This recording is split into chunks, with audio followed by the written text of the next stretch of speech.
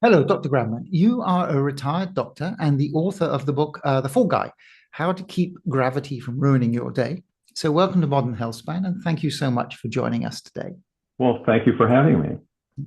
So, Dr. Gradman, you are a vascular surgeon, or you were a vascular surgeon previously. So, why falls as the subject for your book?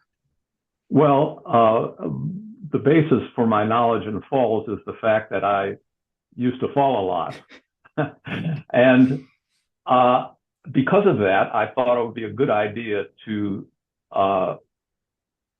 promote or at least teach others what I've learned about falls. I was the teacher of the year at Cedars in 1998. That was probably my most favorite academic achievement. And because I have access to medical literature and I understand that and the statistics that go along with it, I felt that I could write a book that would translate medical literature into everyday advice for how not to fall. And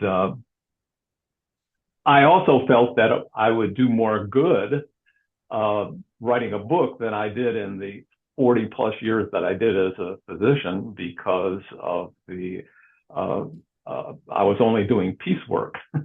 I do one operation at a time. They would take sometimes as long as 6 hours. And I only treated a few people. I thought that through a book, I could reach more people and maybe even do more good as a whole. Right. So, why is protecting against falls so important? Now, I mean, it's not just for old people, but certainly as we get older, the risk of falling becomes higher. But just in general, I mean, how frequent is falling? Is falling a cause of injury? In the United States, about 45,000 people die every year of a fall. That's about the same number as die of a car accident. It pales in comparison to medication-related falls because so many people die in America of overdose of medicines that come from China, of all places. You're in Hong Kong, so you should know that. And there are studies that show that over the age of 65, that about a quarter of the people report a fall every year. So it's very, very common in older people. And the number of the quality of life diminishes quickly. And there's a statistic known as quality adjusted life years, which just is a way of saying your quality of life diminishes after you fall, that it drops a staggering 50% after even a single fall. So falling is very important as you age. Let me stop that answer right there. Right. Yes. And just one of the things is it's even if the fall is not overly incapacitating, if it lays you up for a while, then you're going to be losing muscle mass when you're not active. So that there's well, I mean, yeah. So there's definitely issue there. So what can we do if we want to prevent? So are there some top rules that you should follow? I mean, does it follow like Pareto's rule that there's a 20% that will get you 80% there? I'm not sure that applies here, but I talk in my book about the 20-foot rule, which is a very simple way of saying, every time you're out taking a walk, keep your eye out in the next 20 feet for fall hazards. It's amazing that was the cause of my first fall. And I was fortunate only to fracture my kneecap, but I've had other falls. And one of the corollaries of that is that you should never walk and be consulting your cell phone at the same time. Especially after you reach the age of 40, when you develop presbyopia, which is the inability to focus on objects that are close to you. And so if you're consulting your cell phone, your distant vision, you can't see what's in front of you. That's a simple conclusion. And so your risk is greatly enhanced. Yesterday, I was walking, and on the corner, I looked across the street, and there were 5 people. All 5 had their heads buried in their cell phone, ready to step off a curb, which is a very dangerous place, believe it or not. People fall stepping down from a curb and going up a curb. And so that is a very important rule. But that's just the first of many rules. If you'd like to hear some other ones, I'll be happy to go on, because that's what my book is all about. Right. Yeah. I mean, if we were going to pick, well, so it may not, the 80-20 rule may not apply. It's true, because things move differently. But if we were, so where are falls most common? In the home or outside? Yes, falls are most common in the home. Right. And interestingly enough, about a quarter of the falls occur in the bathroom. A quarter occur on steps, which are particularly dangerous, because when you fall up, it's not so bad, but when you fall down, you have serious problems. And it turns out that if you show up in an emergency room after a fall downstairs, there's a 1 chance in 10 that you will have a fatal skull fracture. Those are confining that just to people who fall downstairs, but falls downstairs are particularly dangerous. And I'll let that stop right. Oh, yeah, I was going to say that a quarter of the falls are in the bathroom, a quarter are on steps, and the other quarter, believe it or not, is in the bedroom. Because people, as they get older, they put their clothes on in the bedroom in the dark, or they go to the bathroom in the dark, and their beds may be too high or too low. So all these are potential fall preceding factors. And also outside, of course, there's always the risk of falling from a ladder. People do that, or the roof, worse. And also, there are slippery surfaces outside near a pool, say. You think you can skid on a pool surface and fall, and you can suffer quite serious injuries when that happens. Yes. So, if you're still healthy, though, you can still fall over when you're healthy and young, but it is also something that you could look for your parents. So one of the things that perhaps people should do is to go and check where their parents live.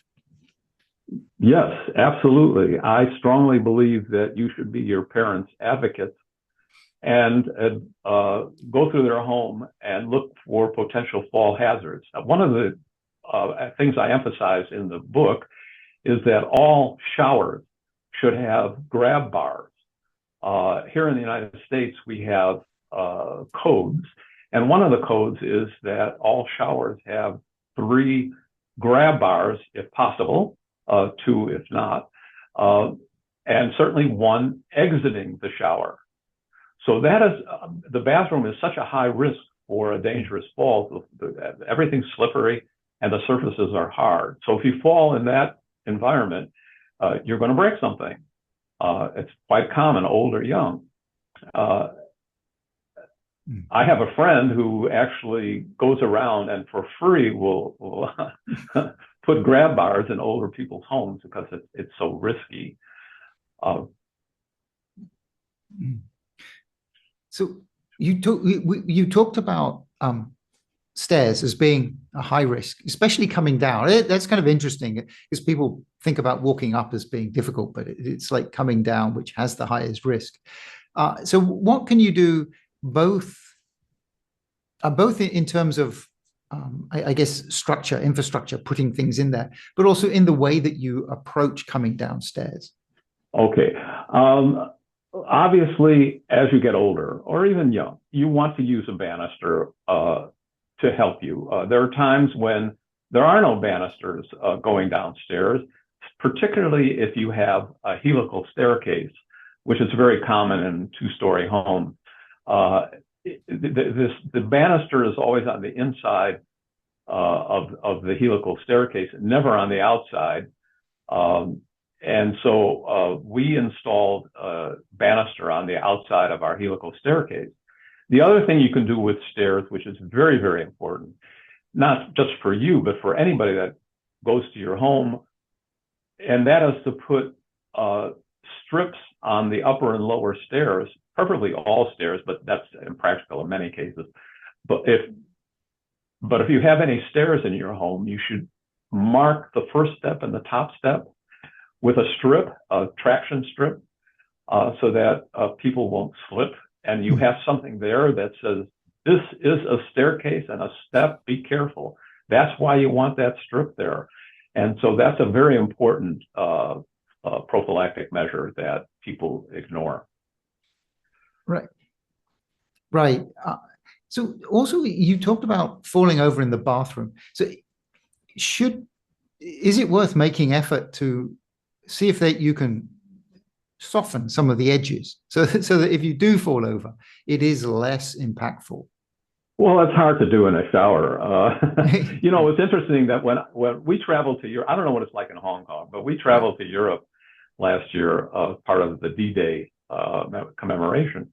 And we stayed in 3-star hotels, we stayed in 4-star hotels, we stayed in 5-star hotels, and most of them had no grab bars whatsoever.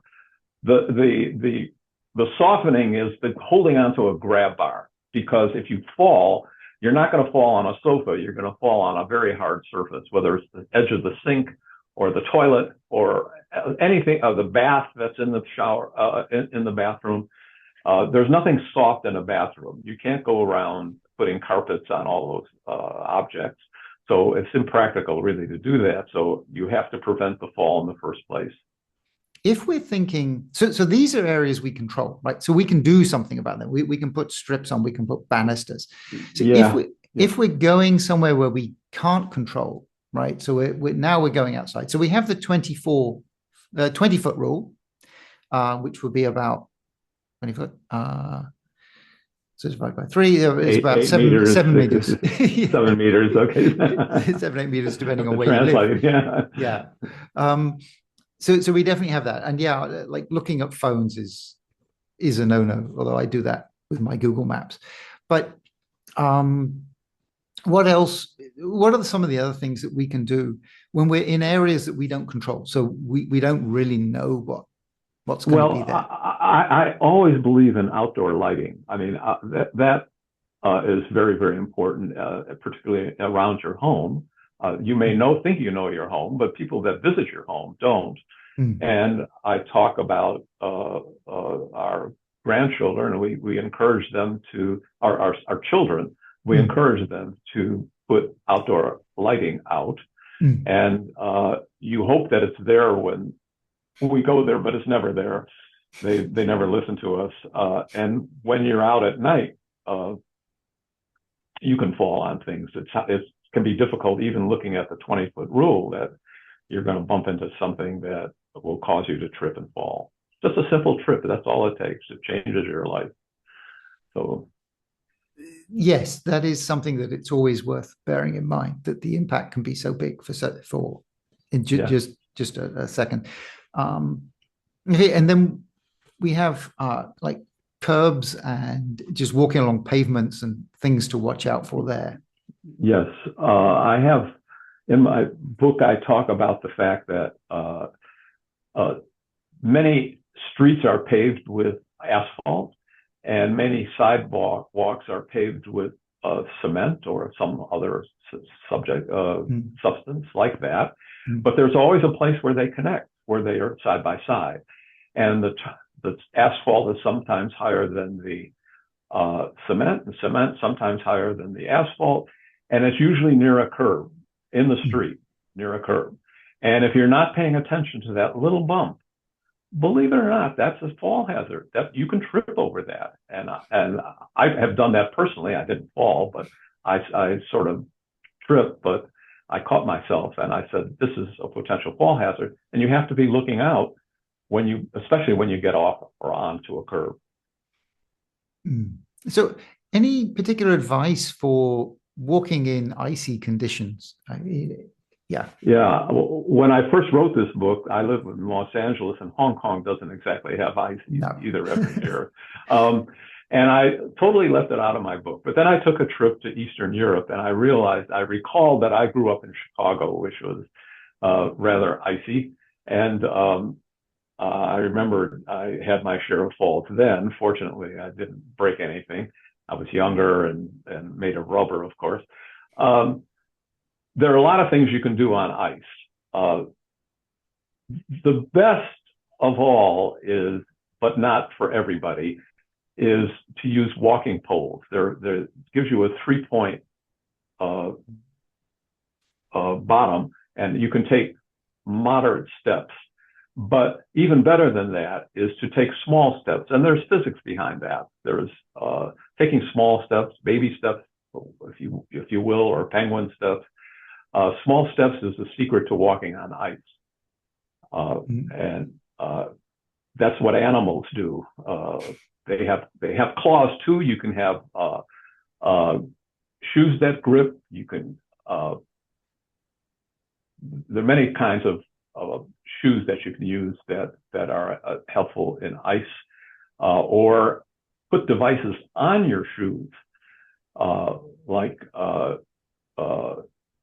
Exospikes or Yak Track. Those are the brand names of devices you can actually cover your shoe, and they have like spiky outsides that will grip ice. And so if you do a lot of walking on ice, they're very, very helpful. Right. Would they be something you have to take off when you come home? Because yeah, you sure do. Otherwise, you're going to chew up the wood in your home or your carpet or what have you. Yeah. Right. Okay. Yes, definitely need to bear that in mind. But that's okay. In Hong Kong, most people take their shoes off when they come in. Well, there's a risk there, because people take their shoes off and they walk on they're walking around in their socks, and they're walking on shiny surfaces. And so that changes what's called the coefficient of friction, which is the indicator for how slippery a surface is. And there and in religious temples of all kinds in the East, that they're fall hazards.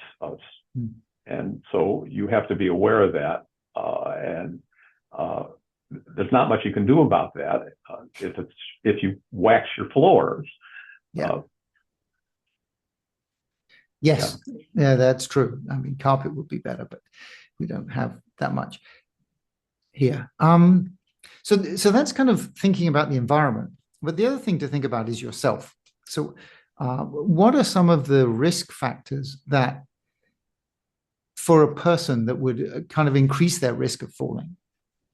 Well, I divide falls, or I'm not the one that devised this. This is well known in the fall community, that falls are either extrinsic due to things outside of yourself and intrinsic falls. There are many, as you get older, or not even if you're older, you can have cerebral palsy when you're younger, and that is a risk for falls, and you have to be very careful. I know individuals that have cerebral palsy. Their minds are perfect. They're Nobel Prize winners. They're what have you, but they have trouble walking, and those are definitely risk factors. As you age, though, you get things like Parkinson's disease. You get neuropathy from diabetes, which is a major risk factor as you age, and all those are mostly uncontrollable risk factors for falling, and I call them intrinsic factors. But some of them we can, well, certainly like diabetes, you can do something about, like through diet. Not the neuropathy. Neuropathy in your feet. Once you get it, you're stuck with it. There are efforts to develop vibrating soles that will help, but not much. If you have neuropathy, you're stuck with it, really. Right. Yes. Yeah. So I saw that in the book you talked about being overweight as a definitely an increased risk for falling, right? And so yes, I do. I do. I think that's true. I know that's true. It's correlated. It's not a strong correlation, but it's definitely significant. And so your weight is a factor in falls, and in addition to being a risk factor for falls, when you do fall, oftentimes the fat doesn't save you from the consequences of the fall, and so you're going to have a nasty fall. Those people are at greater risk. So keep your weight down. That's always good advice. And the same thing is true, if you will, if you're going in this direction of exercise. Exercise is something that it's hard to quantitate how much exercise helps, because in truth, when you fall, you have no, at least I've noticed from my own falls, I have no control of how I fall or what body part I can protect. I just come crashing down. So all of the exercise that is purportedly good for falls, like flexibility, balance, and strength, they're not strong factors, but they are factors. So in my book, I list a very brief list of exercises that can be done under 10 minutes that are designed to increase the flexibility, strength, and balance of your lower extremities. Now, in China, of course, it's been shown that Tai Chi is effective for improving your balance. But where I am here in California or anywhere in the United States, no one has time for Tai Chi, and no one has their local Tai Chi club that goes out every morning in the park, although there's a community close here of expat Chinese of some sort, and they're out there every morning. But that's unusual here in the United States. So I do have a list of these exercises. I find them very useful. It keeps me limber and young and strong. I'm 82, and I walk 4 miles every day as part of my cardio, if you will. And I stand upright, and I feel like a kid, and I attribute it in part to the exercise. yes, well, exercise is always good. And yeah, I like your the minimalist. It's like these are the minimal, the 10 minutes that you should do. Yeah, right. Which is really good. And the thing is, it always helps. And even if somebody hasn't exercised much before in their life and they're 80, if they start doing these simple exercises, it will help. The body will still adapt. Yes. The trick with these exercises is not to do them once. You have to do them 3 times a week or 4 times a week. It's not it's not something you have to do every day. And the same thing is true of a diet. Once you start a diet, the trick is that you have to adhere to it. You have to stick to it.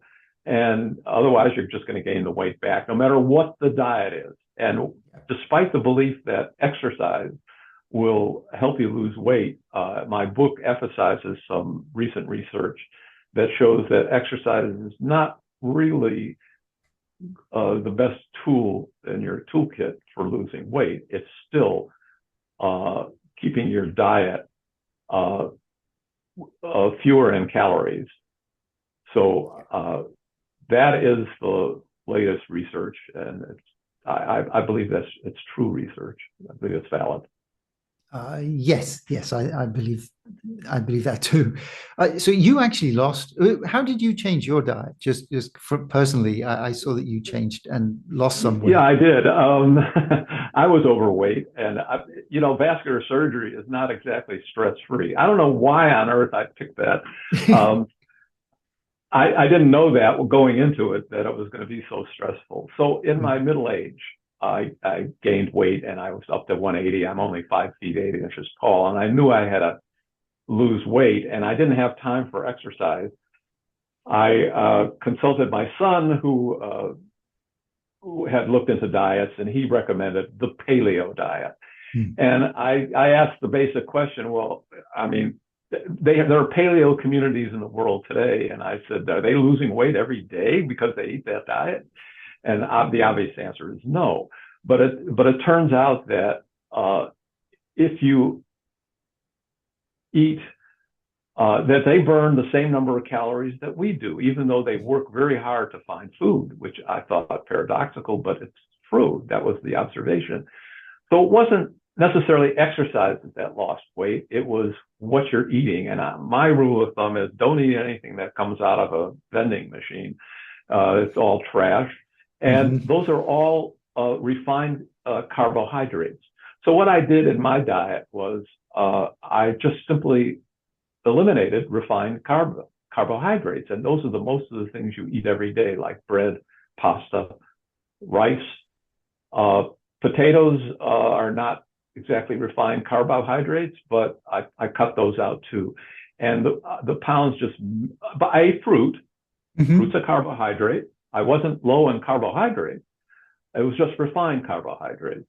And I just lost weight. I lost 40 pounds and I've kept it off. I've just maintained that diet. And I think it is the most healthful diet for me. But I adhere to it. And that is the master secret for all dieting. Yes. Yeah, the best diet is the one that you can stick to. Yes. Yes. So there were a couple of other things in terms of kind of personal precautions that I hadn't thought about. So one of these was eyesight. And could you talk about about eyesight and how that can impact your risk of Well, falling? it certainly can. I was absolutely stunned when my ophthalmologist said I needed cataract surgery, because I thought my vision, I was about 65, 70 years old, and I thought my vision was just fine, absolutely fine. And one year she said, nah, you can wait a little bit longer. I said, yeah, I can wait 100 years. And I came back 5 years later. She said, no, it's time to do your cataract. And I was very skeptical that I really needed to have cataract surgery. But fortunately, against my better judgment, her judgment, I went ahead and had my first cataract. And that's when I realized I really needed the cataract surgery. A cataract consists of abnormal proteins in the lens of your eye, and it causes fogginess. And the word cataract itself comes from the mistiness that comes around a waterfall. It was named after that. And so when I had my cataract fixed, my vision became crystal clear. And I didn't realize that I had previously had a yellow tint in my vision, and that tint was gone. So my eyesight, I thought, increased greatly, even though my acuity, when I took an eyesight test, didn't change. And I could now compare my one fixed eye with my unfixed eye, and I realized how much vision I was not perceiving with the one eye. So I was very happy to move on to get the second eye done. And what I learned from my research is that the risk of falling decreases greatly when you fix the first cataract, but when you fix the second cataract, you don't get any additional benefit. So just fixing that first cataract is enough to change your risk of falling. That is amazing, but it's good to see the kind of the data that it really helps. Yeah, it was very reassuring. Yeah, I must. Yeah, anyway, I'll worry about that later. So one other thing was the interaction with medication. So especially, I guess anything that would make you sleepy or that would affect your blood pressure. Yes. The worst of the two are the sleepy medicine. That belongs to a broad category of medication called benzodiazepines, and that includes not only sleeping pills but some of the anxious drugs like Xanax, Valium. They also can affect your risk of falling because they make you drowsy. And there's a scale doctors and physicians love to make scales that you add up all the drugs that you take that can cause drowsiness, and if you get over the number 6, you're really at a risk for a fall. And sleeping medicines get 3, and blood pressure medicines, which are almost everybody takes after their most people do after their age of 60, they get 2 points. So you're already up to 5. And if you take a diuretic, that's a 1. So then you're over 6. You're at 6. And if you take 2 of these medications, let's say you take a sleeping pill and a anxiolytic, they're called, anything that gets rid of anxiety, you're at 6 already, and you have a higher risk of fall than other individuals. Right. And this would be, because maybe when you stand up, like the blood pressure is not enough to keep your brain. Yes, exactly. Especially if the doctor decides you need more blood pressure medicine. He says, okay, your blood pressure is okay. And everybody starts out at a lower dose, but they invariably raise their dose. But it's very easy to exceed a safe dose, because every time you increase your blood pressure pill, if you take the dosage and increase it, your blood pressure will drop. And if it drops under 90, you will get lightheaded, and ergo, you're at higher risk for a fall. So doctors are really challenged to find the right dose of antihypertensive medication. And so you yourself have the responsibility to take your own blood pressure when the doctor changes your medication dose. And you should have a blood pressure. If you have hypertension, you should have a cuff in your house. And every time your medication is changed, you should be monitoring your blood pressure to make sure it doesn't go too low. Because it's very easy for that blood pressure to drop under what's called 90 systolic. And that will greatly enhance your risk of fall. Or it might change the rhythm of your heart to a slower rate, which is one of the effects of some blood pressure medications. And that too will decrease your cardiac output, and so you get lightheaded, and because you get lightheaded, you fall. Right. And my understanding is generally, when you have high blood pressure, like the doctor, the thing you're looking for is the high pressure. Do doctors also say, well, you need to watch to make sure you're not getting too low? Well, I used to see patients like that, and I was one, because I still am taking blood pressure medicine. Haven't had the dose changed in years and years and years. But when I first started, I played around with the dose, and occasionally I would take a dose that would make me lightheaded, and I didn't understand why. But it was because of the blood pressure medication. And I used to see patients that would come in. I would take their blood pressure, and their blood pressure would be 80. I said, what's going on?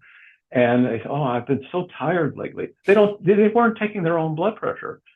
And they didn't understand that one of the effects of taking blood pressure is lightheadedness and fatigue.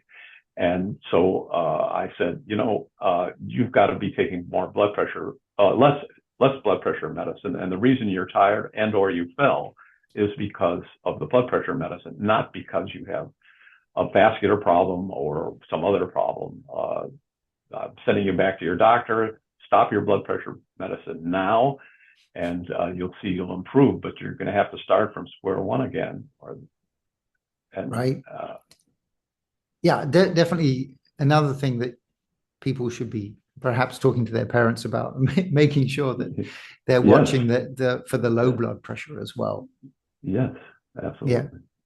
Yes. Okay. Is there anything else that I haven't that we haven't discussed that you think we should warn people about in terms of? I don't know if you have to know about this, but I think one of my favorite chapters in my book is about Churchill, who I absolutely adore. If you read my book, I have a chapter on the history of falls, and I talk not only about famous people that fell, but also about Humpty Dumpty, which I just, I love that story. But Winston Churchill, I call the patron saint of falls. And one of the books I read as a result of my recent visit to England was a 1,000-page tome on Winston Churchill. And in every other page, he was falling. And he fell and fell so many times in his life. So I call him the patron saint of falls. And right in the middle of all that, his mother, who was at that time about 60s, mid-60s, young 60s, she was the Lady Jeanette Churchill. She was very, very famous. She loved Italian stiletto shoes. We're talking about the 1920s here. And she was walking down some stairs and just fell and twisted her ankle. And the scenario after that is the worst nightmare and worst malpractice case I've ever heard of. She fell down some stairs. I don't know how many exactly, but she twisted her ankle and she developed toe gangrene, which is almost very rare in a fall, but it occurs when you fracture a certain bone in your foot. She was in bed, and when she got the gangrene, there was a great hand wringing all the way around, including Winston Churchill. And the surgeon said, "Well, I think I'm going to have to do an amputation." And Lady Churchill said, "Well, if you're going to do an amputation, I want you to do one that I don't have to have another amputation." So here's where the malpractice comes in. He wound up doing an above-knee amputation on Lady Churchill because he figured that way there was no chance of infection or swelling or gangrene. And he did that amputation, and sorrowfully, he didn't tie the artery well enough, and 1 week later it came loose, and she instantly died.